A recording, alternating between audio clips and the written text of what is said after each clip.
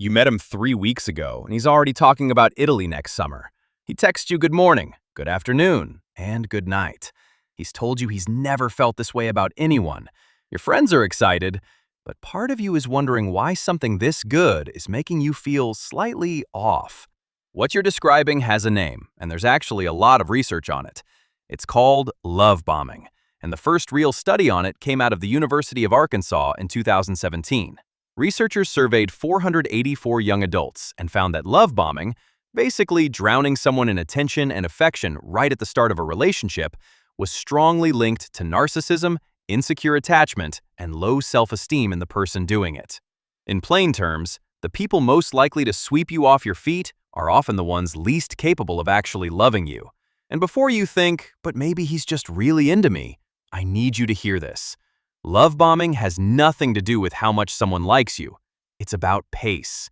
It's a stranger behaving like a partner before they've earned the title. The goal isn't to love you. The goal is to get you invested, deep enough that by the time the mask slips, you feel like you can't leave. But the researchers found that love bombing is just a small part of a bigger problem. It is the first part of a very well-studied three-part pattern. Idealization is the stage you're probably in right now. And it feels incredible. They mirror you back to yourself. Your favorite movies become their favorite movies. Your dream trip becomes the trip they've always wanted to take.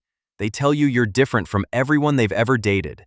Devaluation is next, and this is where most people start gaslighting themselves instead of trusting what they're seeing. The texts get shorter. The compliments turn into small criticisms. They get jealous of your time, then annoyed by your needs. And because the idealization phase set the bar so high, you don't think this person is changing. You think, I'm doing something wrong, and if I can just figure out what, we can go back to how it was. And discard is the third act. It's not always a dramatic breakup. Sometimes it's the morning the good morning text just doesn't come. Sometimes it's the dinner where you realize they haven't actually looked at you in 20 minutes. And you're left trying to reconcile two people who don't fit. The one who promised you Italy, and the one who stopped reaching for your hand. By the time you can see what's happening, you've already moved in, or gotten engaged, or had the kid. The whole point of moving fast was to make sure you couldn't see clearly until you were already in. So how do you tell the difference between someone who's genuinely into you and someone running this play? There are 3 things to watch for. Listen to how they talk about their exes. People running this pattern almost always have a trail of crazy exes, because in their telling, every previous partner was the problem. Watch the pace, and whether it matches what they actually know about you. Real intimacy is built on information, and 3 weeks isn't enough information to be planning vacations.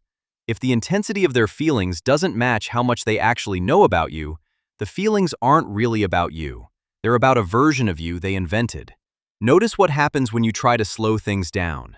A healthy person hears, "Let's take it slower," and respects it. A love bomber hears it as a threat.